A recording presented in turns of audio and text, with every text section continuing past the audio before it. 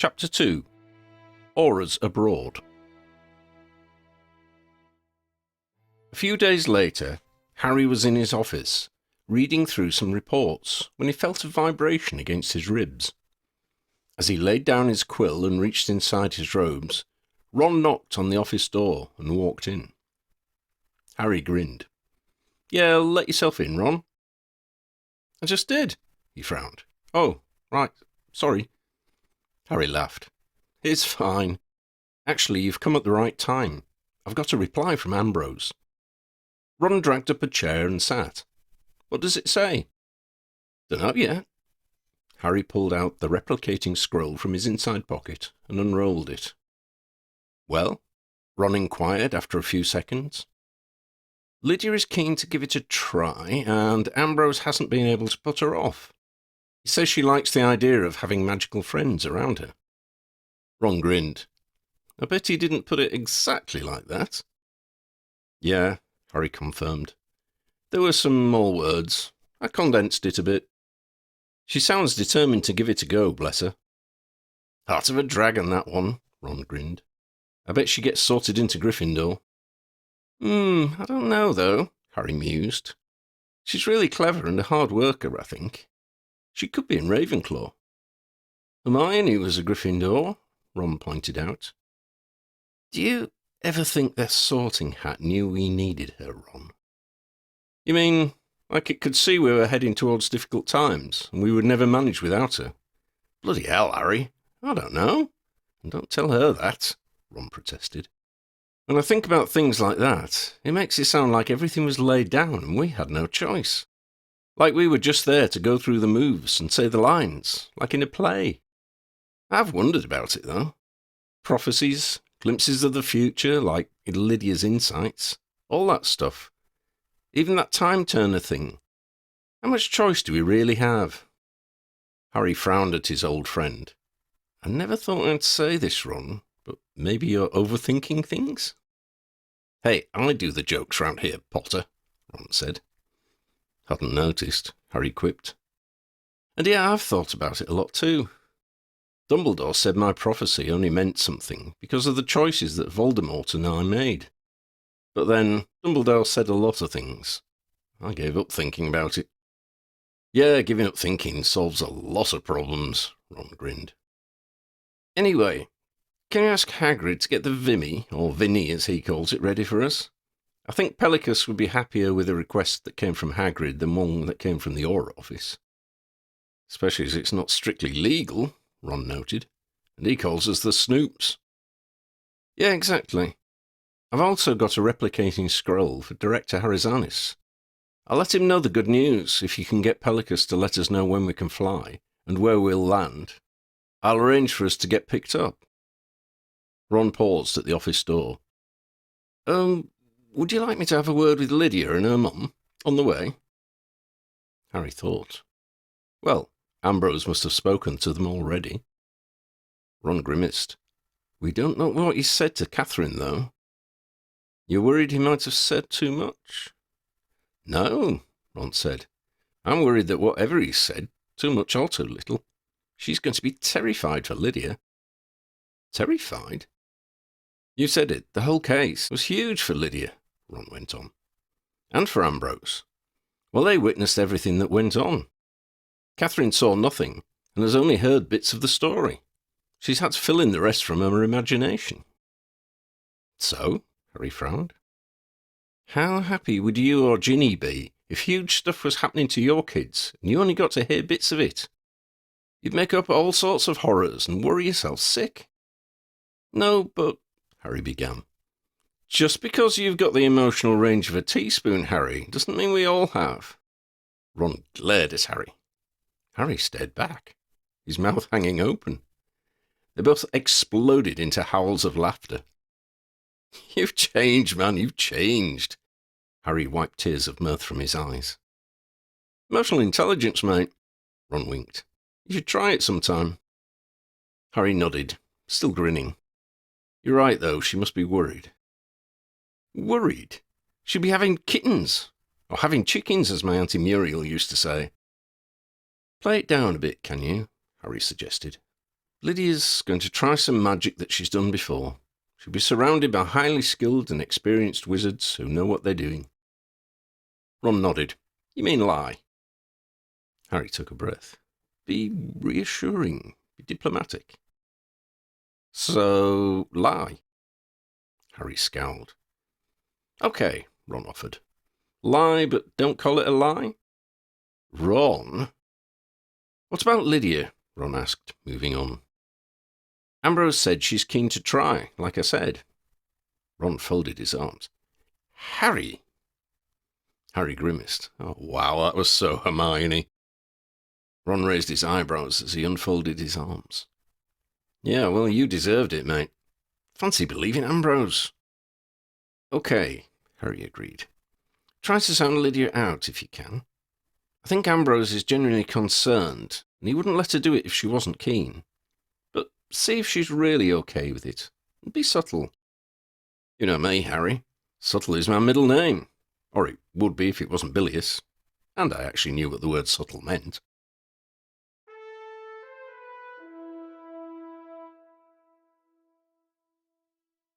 They could see the bottom half of Pellicus Treadle protruding from the engine cowling on the nearer side of the antique aircraft. He was wearing dungarees. Having seen him in his underwear before, they were grateful for the extra clothing. Pellicus! Hagrid bellowed. A loud clunk and an indistinct string of colourful cursing issued from inside the cowling. The dungarees stirred, and the aviator emerged backwards onto the ladder below. Bloody Nora, Hagrid, Pellicus called out. Sorry. Hagrid apologised. Should have waited, I suppose. Pellicus laughed. Oh, not a problem, old friend. There's no polite way to scare the poop out of someone. Anyhow, I was just nosing about. I've no idea what goes on under there. Ambrose coughed, and Lydia made a strangled squeak. Oh, no need for the horror-slapped faces, Pellicus chuckled. Them engines have nothing to do with the flying. They're only for show. He stepped from the bottom of the ladder, pulled his wand out from his dungarees, and gave it a flick.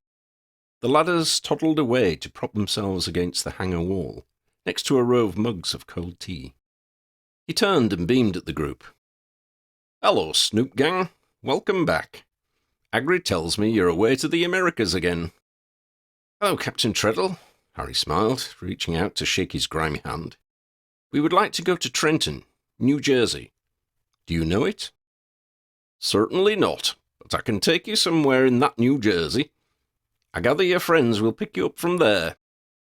Hagrid shook himself as Pellicus looked at him. Yeah, that's right. Professor McGonagall and Kingsley have arranged it, I'm told. That's great, Harry smiled. Thanks, Pellicus, Hagrid. That's all really helpful of you. Aye, well, just don't go blabbing around that I'm helping the Snoops, Pellicus warned. I've got a reputation to protect, you know. Ron grinned. We promise. If it helps, I'm leaving. I'm not actually a Snoop for much longer. Oh, well done, lad, well done you, Pellicus congratulated him. Right, you lot. Get in and we'll be off. You know the way. Hagrid, I hope to see you next week. I've got a whole crate of fire whiskey that needs tasting.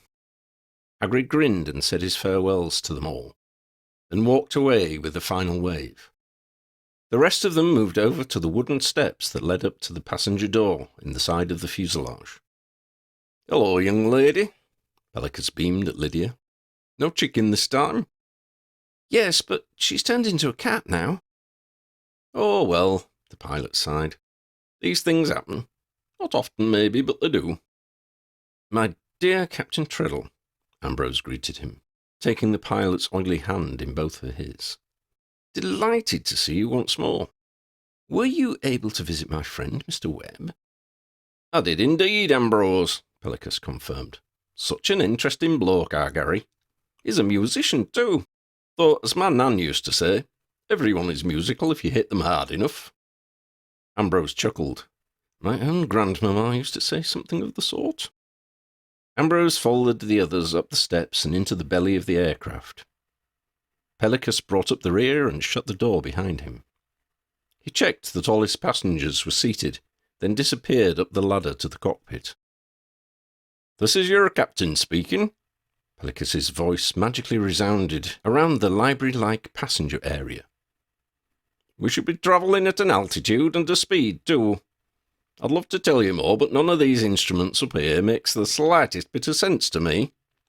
I'll ask our Gary next time I see him. Anyhow, I'll let you all know when we arrive, or when we're about to ditch into the sea. Oh, nearly forgot. There's a cake in the kitchen that my new lady friend made. Help yourselves. And if one of you could bring me a piece up to the cockpit, that'd be lovely. You might want to check that it's not cursed or poisoned first, though. Can't be too careful. It wouldn't be the first time one of my lady friends has fallen out with me for no reason. Oh, and one last thing. We're out over the Atlantic now. I think it's the Atlantic. Looks wet." Ron went over to one of the porthole-like windows. "He's right," Ron pronounced. "It does look wet." "He doesn't inspire a lot of confidence, does he?" Harry mused. Ambrose chuckled again. "It is his style, I think you'll find. He likes his passengers' expectations to be low. That way they are relieved and grateful when they reach their destination. However, there are more important points we must address. It may have slipped past your attention, but I believe there was mention of cake." "I'll get it," Ron volunteered. "Who'd like tea and who'd like coffee?" "Do you think he was serious when he said we should check it first?" Lydia piped up. "I doubt it," Ron soothed. "But it's standard practice for Aurors. Constant vigilance and all that." He disappeared into the galley kitchen towards the tail of the aircraft. "Uncle," Lydia whispered to Ambrose, "can I go up to the cockpit and take Pelicus his cake?" "You may," Ambrose smiled. "Please do not stay up there too long. There may be things Harry would wish to discuss." "Okay," she agreed, jumping up as Ron emerged from the kitchen carrying a tray. She selected the side plate holding the largest slice of cake. "It is his cake after all," she told herself. She walked over to the ladder in its alcove by the door they had used to enter the aircraft. She reached out for the ladder, wondering how she was going to climb it with one hand, while balancing the plate in her other. As she touched the ladder, she found her problem was solved. She immediately felt weightless, as did the plate she was holding. With the hand holding the ladder, she propelled herself upwards. It took almost no effort. "That's how he gets up and down so easily. And I thought he was really strong," she realised. She emerged into what appeared to be something between a wide balcony and a treehouse. There was a row of seats by the open balcony. Beyond the balcony she could see the sky and the distant horizon. There was no window between the balcony and the outside, but no wind blew in. Turning to find Pelicus, she saw he was sitting in an old armchair beside a snooker table. His feet, wearing tatty old slippers, rested on a footstool. Beyond the snooker table, the walls of the room were made from scrap wood and recycled sheds. It smelled like a shed, with scents of wood, creosote, and paraffin. "Ah, young lady," he said, putting down the comic he was reading and rising from his seat.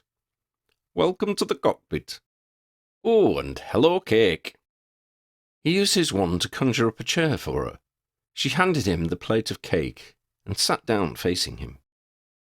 "It's very different to the downstairs," she observed. "Aye, well," he explained, "we wanted it nice and smart for the passengers, so my dear departed wife did a lovely job. I'm the only one up here, so I did it to my own tastes, if you can call them that.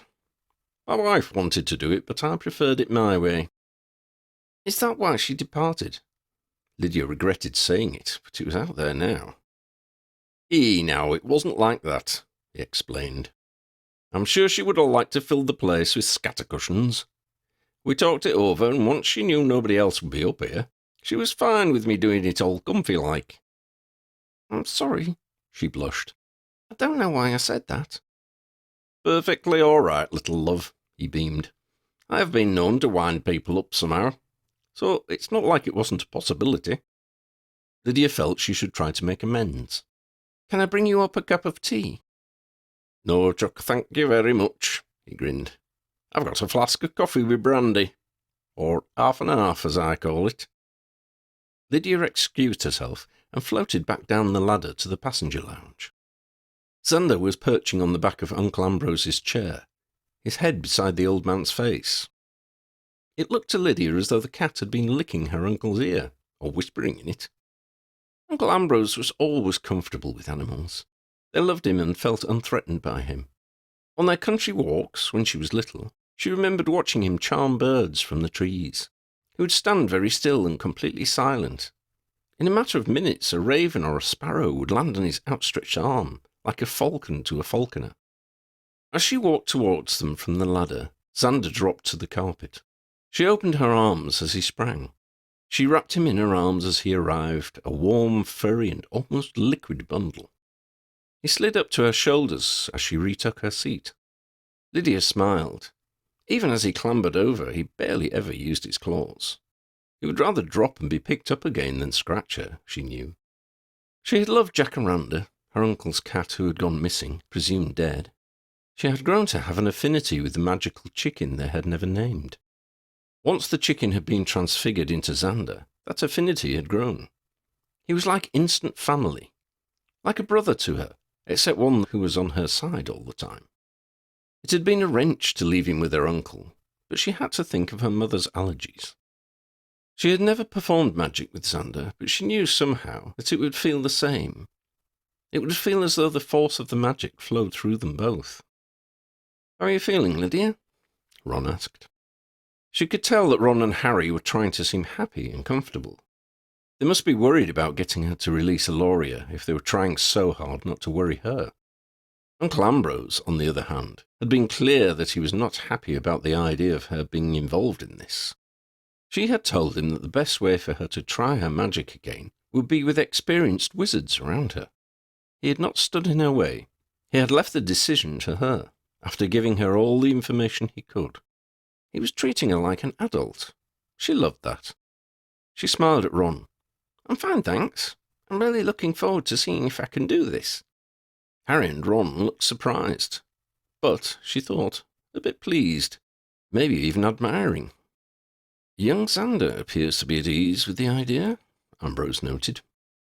"It may be that he simply regards it as a human enterprise and therefore of little interest to his feline sensibilities." "How can you tell?" Harry asked with a smile. Ambrose fixed him with an eye. "Harry, cats will generally make you abundantly aware if they are unhappy with any situation. This usually involves the letting of blood. Human blood, naturally." Harry had to concede that the signs were positive. Xander melted down onto Lydia's lap. He curled up and spent the rest of the flight in that position. Lydia had her tea and ate her slice of cake. Her uncle had offered to eat the cake for her, in case it was too difficult with a cat on her knee. Lydia had declined the offer with the contempt it deserved. She had eaten the cake with both of her eyes on the old glutton. The conversation throughout the rest of the flight was light and good-natured. Lydia could tell they were doing it to keep her from worrying about what might happen at Trenton. She played along and waited until there was a lull in the talking. "Where are the MBI offices in Trenton?" she asked. "We didn't really see them last time." Harry screwed up his eyes for a moment. "I don't know exactly. I think it's hidden, like Beverly University was in Salem. The only thing I know is that it is in or near the park, Cadwallader Park. Tally's going to meet us when we land and take us there."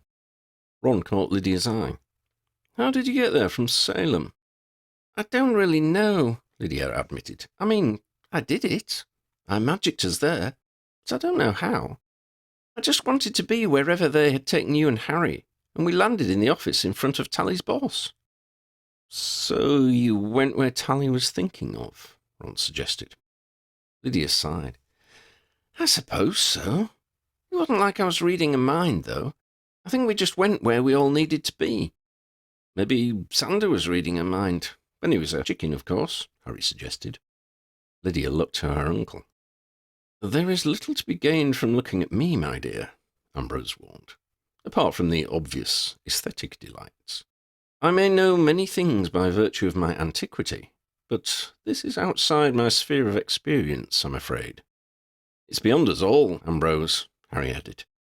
All that Draco could suggest was that Lydia decides what she needs and the magic provides. I hope it works when we get to the egg, Lydia said. She noticed glances pass between the three men. They don't think I can do it, she realised. What if they're right? This is your captain talking at you again, came Pelicus's voice. We've arrived in Jersey or New Jersey or something. Your friends are waiting outside for you. Just hang on a tick and I'll pop down and see you off. True to his word, Pelicus dropped down the ladder and grinned at them. Thankfully this time he had remembered to come down fully dressed in his dungarees and jacket. Perhaps he had decided that it would not be funny a second time to arrive in his underwear.